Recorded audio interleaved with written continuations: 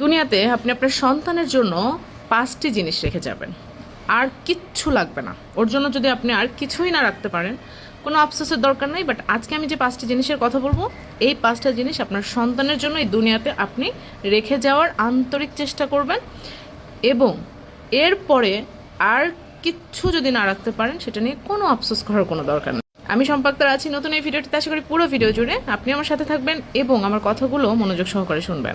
Number 1, আপনার সন্তানকে আপনি অবশ্যই আল্লাহকে চিনিয়ে যাবেন। ওর জ্ঞান বুদ্ধি মোটামুটি ধরেন ছোট থেকেই তো ওকে বোঝাতে থাকবেন যে ও কোথা থেকে আসছে, আল্লাহকে, এই পৃথিবীটা কিভাবে চলছে, মানে একদম আল্লাহকে চেনানোর জন্য ওর সৃষ্টিকর্তা, মানে ও যে পৃথিবীতে আসলো, ওর যে সৃষ্টি করলো, সেই সৃষ্টিকর্তাকে চিনিয়ে যাবেন। আপনার প্রধান দায়িত্ব হচ্ছে ওর ভেতরে, মনের অন্তরের ভেতরে আল্লাহর প্রতি ভালোবাসা এবং আল্লাহর প্রতি ভয়, এই জিনিসটা ওকে বুঝিয়ে যাবেন। এবং সে জীবনে সমস্ত গুনাহ ছেড়ে দিবে শুধুমাত্র আল্লাহর ভয়, আর কারোর ভয় না, কোনো কিছুর জন্য না।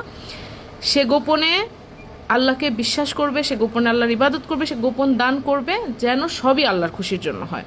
মানুষ জানার কোনো দরকার নাই যে আপনার সন্তান কী কী করছে, কেন করছে। এটা আপনার সন্তানকে আপনি বুঝিয়ে যাবেন, যত কষ্টই হোক। এই জিনিসটা আপনি জীবদ্দশায় আপনার সন্তানের মধ্যে রেখে যাবেন। নাম্বার 2, আপনার সন্তানকে আপনি অবশ্যই অবশ্যই আপনার সামর্থ্য অনুযায়ী সর্বাত্মক শিক্ষা দেওয়ার চেষ্টা করবেন। শিক্ষা মানুষের মনের অন্তরের দরজাগুলো খুলে দেয় এবং সেই অন্তর থেকে জল জল করে আলো বের হতে থাকে।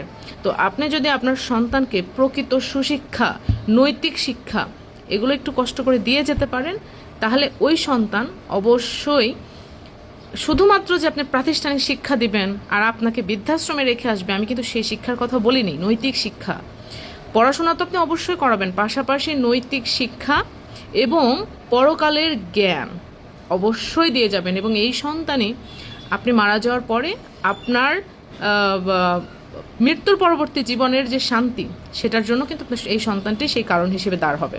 নাম্বার 3, আপনি আপনার সন্তানের জন্য আসলে কতটুকু সম্পদ রেখে যাবেন, সেটাও কিন্তু একটা ক্যালকুলেশনের ব্যাপার।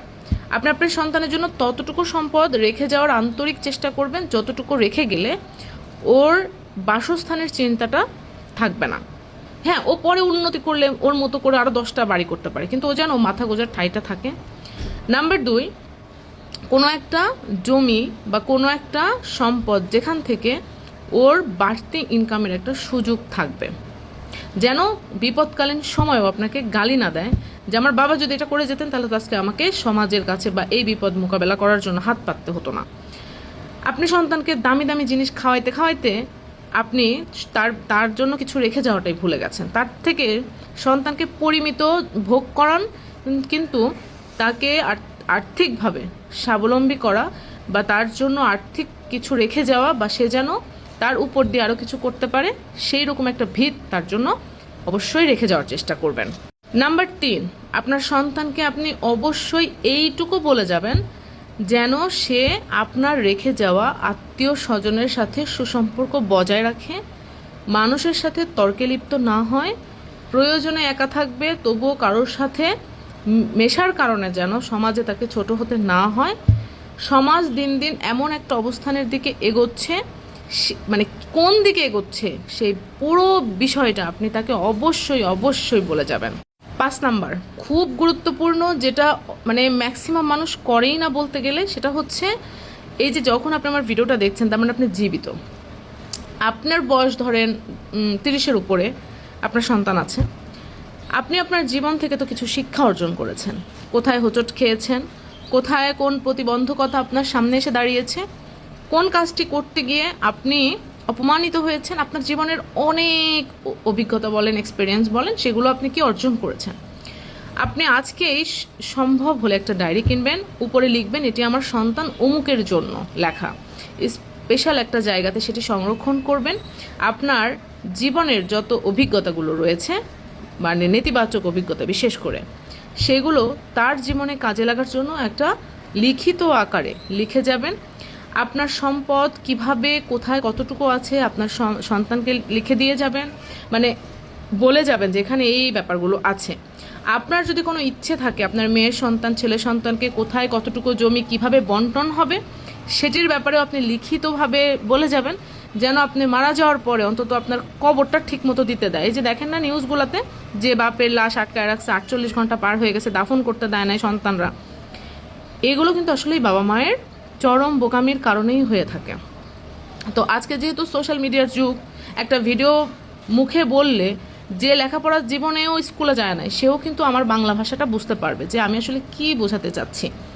তো সেই জায়গা থেকে যারা একেবারে নিজেরা কিচ্ছু বোঝেন না, তাদের বোঝার সুবিধার্থে এই ভিডিওটা শেয়ার করে দিবেন। কারণ অনেক বাবা মা আছে সন্তানদের জন্য, অনেকগুলো সন্তান আছে, এমন সন্তানদের জন্য সঠিক সম্পদের বন্টন না করার কারণে মৃত্যুর পরে ওই সন্তানরা তাদের কী করে, গালি দেয়।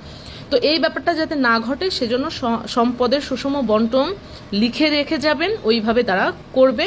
বা আপনার পক্ষে যদি সম্ভব হয়, তারা একটু বড় হওয়ার পরে তাদেরকে বসিয়ে, বা 18 বছর পার হওয়ার পরে তাদের সাথে বসে সম্পদের সুন্দর বন্টন আপনি করে দেওয়ার আন্তরিকভাবে চেষ্টা করবেন। কারোর সাথে কম বেশি করার কোনো দরকার নাই, কারণ কোরআন শরীফ স্পষ্ট আছে আপনি কারোর সাথে একটু বেশি দিয়ে যেতে পারবেন না।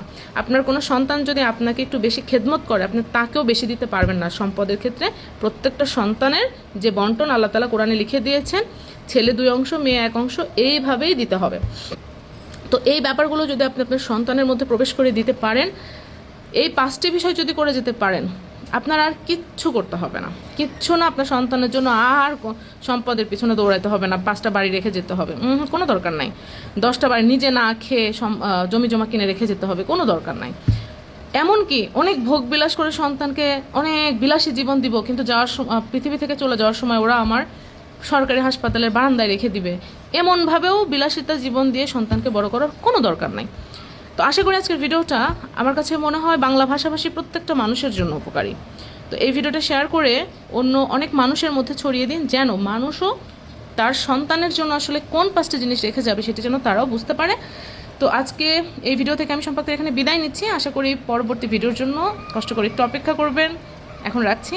আল্লাহ হাফেজ, আসসালামু আলাইকুম।